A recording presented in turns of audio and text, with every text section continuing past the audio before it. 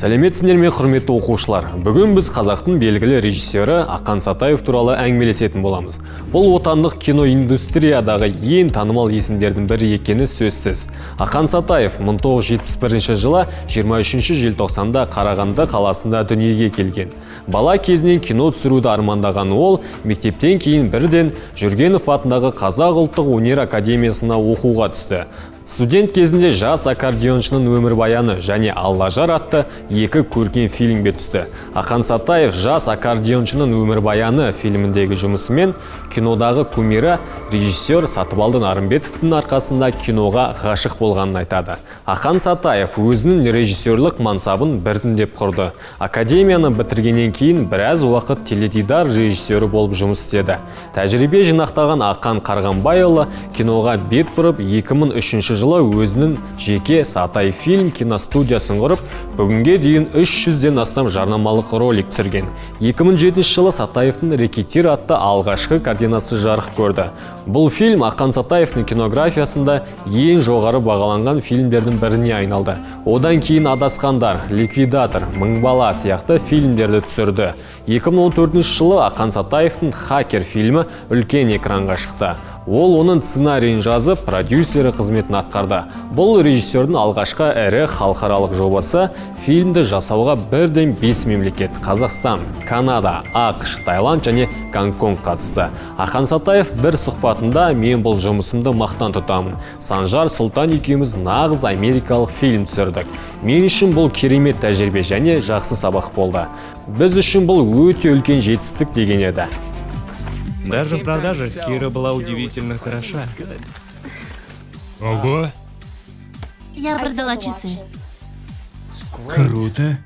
А чего нам не сказала? Решила себя проявить. Круто. Это круто.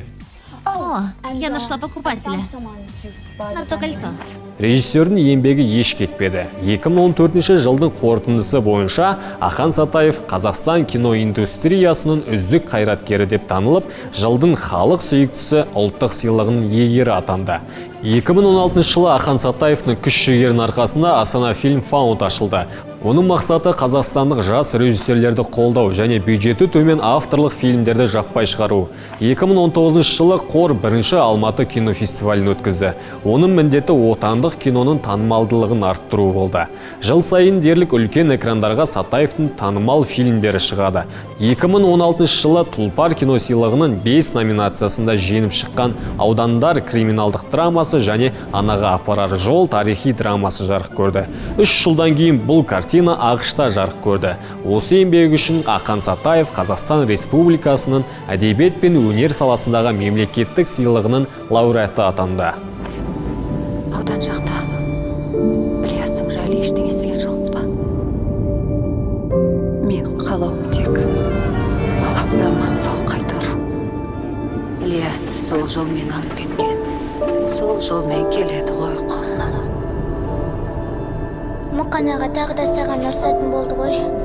Бірақ әкемді жақтағаның ерлік болды. Апам қалай, аман ба? Апам аман есен! Мен оралам, күт мені! Ильяс! Состамыз!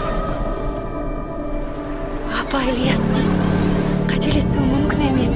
Суреттерде сол мүмкін дәл өзі. Ілияс туралы біліп бере аласың ба? Ол енді оралмайды. Күдеріңді үзетін уақытың болды ғой.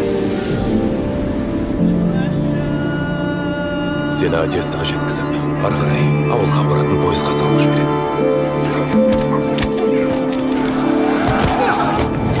А я домой поеду. Мать заждалась, наверное. Не время сейчас. Война. Вот врага разобьем, тогда обязательно найдем.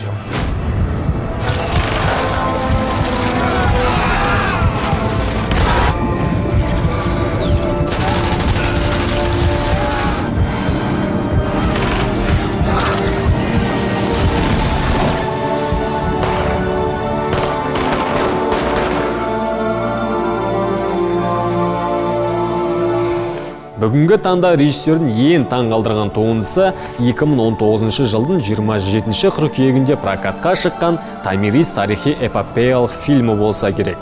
Фильмнің бюджеті 2,5 миллиард теңгені құрады. Қазақстанда бір айдың ішінде картина 480 миллион теңгеге жуық жинаған. Сонымен қатар «Томирис» алтын глобус сыйлығының тізімінде болды. Мое имя Томирис. Моих близких убили, а я осталась одна.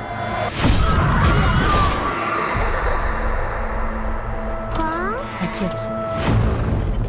Да, я из массагетов.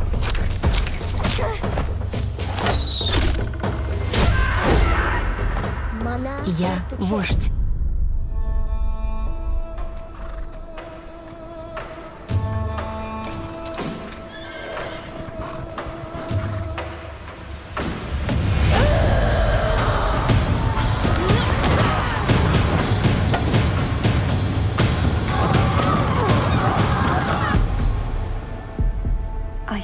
Клянусь, я верну то, что вы мне оставили. Кстати, куда делись те, кто ранил тебя?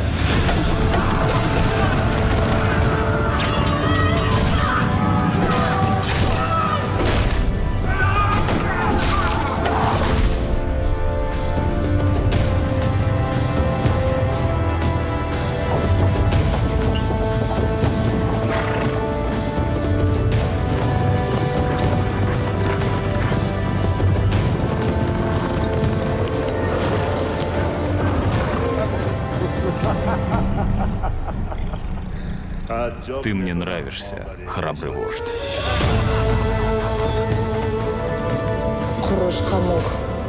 Какой остается выбор, когда Кир идет на всех нас? Нам нужно объединить все степные племена.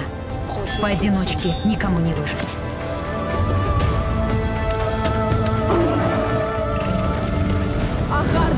Наши потомки с гордостью будут слагать легенды о нас и нашем подвиге.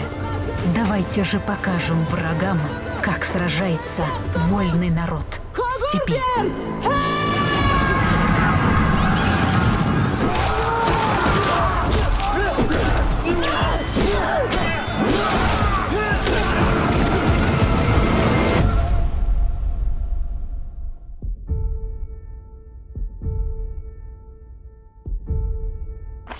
Ақан Сатаевтың соңғы картиналарының бірі «Ұлы дала таңы». Фильм үлкен экрандарға 2022 жылдың көктемінде шықты. Тарихи экшн драма Қазақстан тәуелсіздігінің 30 жылдығына арналған. Жер елдіктің негізі деген екен сонда. Осына есіңде сақта қасым. Шайбаның қарақшылары сыр бойын қыстап отырған бейбіт жұртқа қыстың көзі қырауды қырғидай тиюмен бұл. Шығында есеп жоқ. Жөн айтасың, Қасым. Сығанаққа аттанамыз.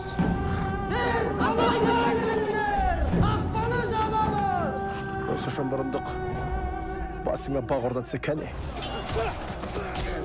Егер ел тізгінін қолың алсаң, мен дешті қыпшақ жаққа аттап баспас едім. Менің ханым бұрындық. Мұхаммед Шайба. Аман болыңыз. Құлыным, Мұхаммед екеуің айтқан аманатыңды ұмытпағайсың. Оны бұзушы болма. Соқи қалсын. Келмен жерді жаудан қорғамасақ, бәрі бекер хан. Бар пәле, ауыз біршілігіміздің шоқтығында. Әр сұлтан, бименбек, тек өз қарабасының қамын ойлаған соң қайдағы ауыз біршілік. Ол үшін мен әуелі жаратқан иемнің жәрдемімен, сонан соң бұрындық ханның пәрменімен қазақ хандығының жалпыға ортақ жарғысын хатқа түсіруді қолға алмақ.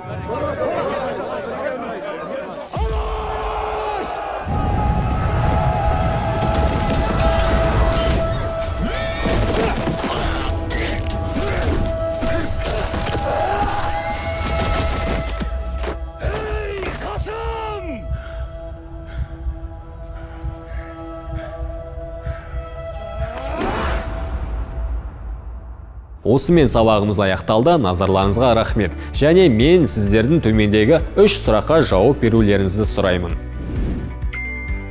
Бірінші сұрақ: Ақан Сатаев негізін қалаған киностудия қалай аталады? Екінші сұрақ: Ақан Сатаев қандай еңбегі үшін Қазақстан Республикасының әдебиет және өнер саласындағы мемлекеттік сыйлығының лауреаты атанды? Үшінші сұрақ: Аудандар қылмыстық драмасы қай жылы шықты?